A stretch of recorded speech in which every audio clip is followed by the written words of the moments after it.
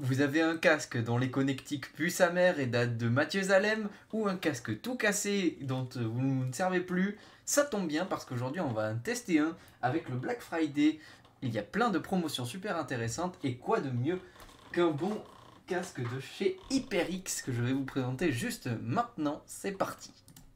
Après de bons et de loyaux services de la part de mon HyperX Cloud 2, et de services rendus sur beaucoup d'autres youtubeurs, nous avons ici le HyperX Cloud 3, donc son petit frère, et nous allons en faire un déballage, un avis, voilà, un avis lambda, hein. Je ne suis pas professionnel là-dedans, j'ai juste un peu l'expérience HyperX, si on veut dire, avec le quadcast qui est juste ici, dont vous entendez le son, ainsi que mon HyperX du coup qui avait malheureusement une tête un peu, voilà, donc il commençait à se faire vieux, il a 3 ans. Vous voyez, donc il est un peu cassé ici, là aussi. Donc, en plus, c'est même pas les mousses spéciales, c'est les mousses en velours. Donc, j'en ai profité pour acheter ce HyperX Cloud 3 à une valeur de 47 € actuellement. Donc, c'est plutôt pas déconnant. On va ouvrir ça et je vais vous montrer ce qu'il y a dedans. Voilà, donc ça se présente comme ça. Un design très très sobre avec le casque par-dessus. De ce que je vois, il a l'air beaucoup moins rouge comparé aux deux. Regardez, je trouve qu'il y a beaucoup plus de rouge ici, après avoir au déballage, mais sur le côté, il y a plus de rouge. Bon, peut-être pour s'adapter aux nouvelles normes, nouveaux goûts, les nouveaux goûts des gens, pour que ça fasse plus sobre, etc. Donc, on va le sortir directement. Voilà, donc sortie très simple, sans forcer, et donc ce que je remarque du coup, c'est qu'on a une mousse, toutes les matières ont changé.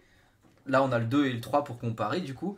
Là, ici, on a vraiment un truc, je sais pas, une espèce de cuir tressé. Là, on voit, en fait, la matière est complètement différente. En fait, ici, même la mousse, ici, est beaucoup plus souple. Alors que celle-ci commençait à se faire un...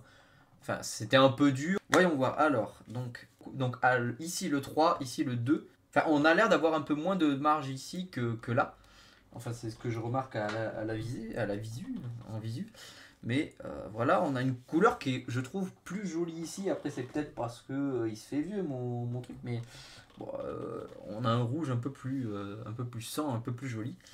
Je trouve qu'il est mieux fait en termes de matière et tout. J'aime beaucoup la nouvelle matière qu'il y a en haut. Donc c'est plus doux, c'est plus sympa, je pense, pour la tête. Et du coup, on a les oreillettes gaming ici, enfin entre guillemets gaming puisqu'il y a les velours. Ici on a l'adaptateur micro que je n'ai pas sorti. Je pense qu'ils l'ont mis volontairement un peu caché parce que les gens ont des micros en plus que le micro de l'HyperX en fait. La plupart des commandes qui se trouvaient en fait sur la petite manette sont passées en fait directement sur le casque comme la plupart des nouveaux casques, que ce soit des casques que vous utilisez en sans fil. En fait, vous avez ici le petit bouton mute, donc on pourra directement appuyer dessus, muter le micro. Et ceci, c'est en fait la petite roulette pour le son. Voilà, la molette qui sert à un peu au son. Voilà. Et je pense qu'il a le Surround 7.1 d'actif directement au lieu de l'activer manuellement et de le désactiver parce que la plupart du temps, vous n'en aurez pas besoin. Le 7.1, vous le gardez et vous l'enlevez pas. On a en fait surtout ce qui est intéressant ici, on a un petit papier et une boîte ici, donc hyper sobre. On dirait la boîte, ce sont mes accoudoirs d'une Secret Lab. Donc on dirait vraiment ce genre de boîte, je pense que c'est un peu le nouveau style actuellement. Et voilà en fait ce qu'on a. Ah non, d'accord, non, ça c'est le nouveau système de... je fais exprès de laisser certaines parties où je découvre en fait le produit, puisque vous allez faire pareil en fait finalement, vous n'êtes pas des professionnels, vous savez pas, hein, peut-être. Moi non plus d'ailleurs, c'est justement tout l'intérêt de cette vidéo. Et du coup voilà, effectivement dans ce dont je vous parlais, on a l'embout USB type A je crois, et on a derrière, si je l'enlève, l'embout USB type C. Donc ce qui est très intéressant pour le mettre sur un téléphone, ce qui se fait beaucoup maintenant je pense, mettre des casques gaming sur les téléphones.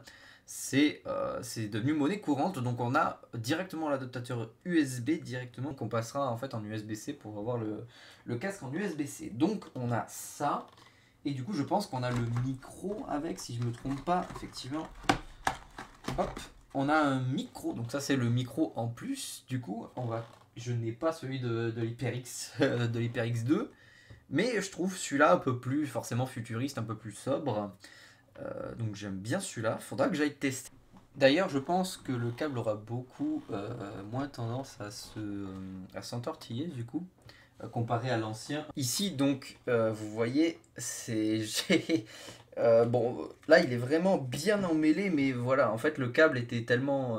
c'est un câble assez robuste, donc du coup, ça faisait ça tout le temps, là.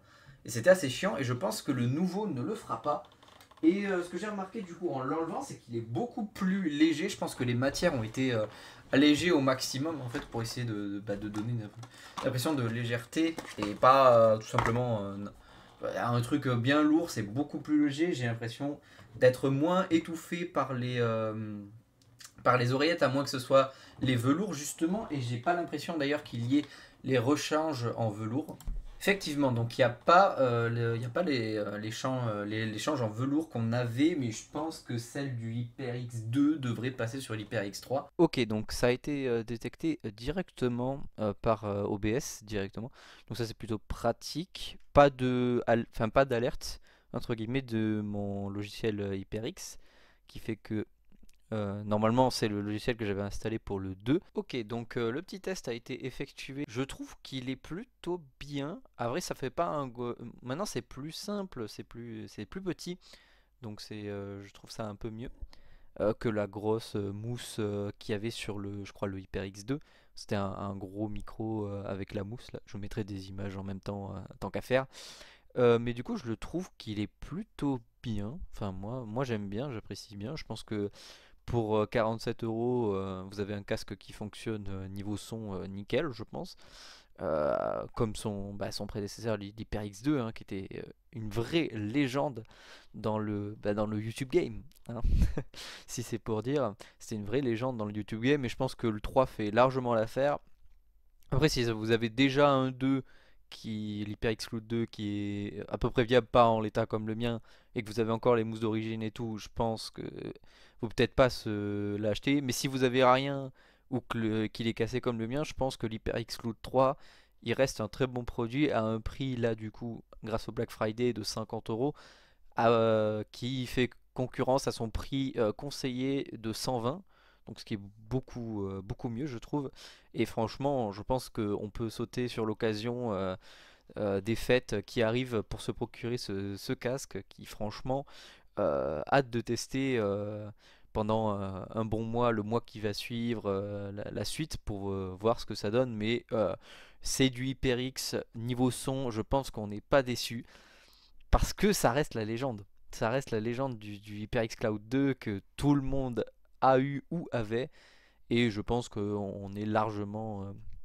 je peux être largement optimiste sur cet achat. Je pense qu'il est rentabilisé. Voilà. Donc c'était un petit truc voilà, pour vous parler de ça. Et du coup, je vous dis à la prochaine. Bye bye.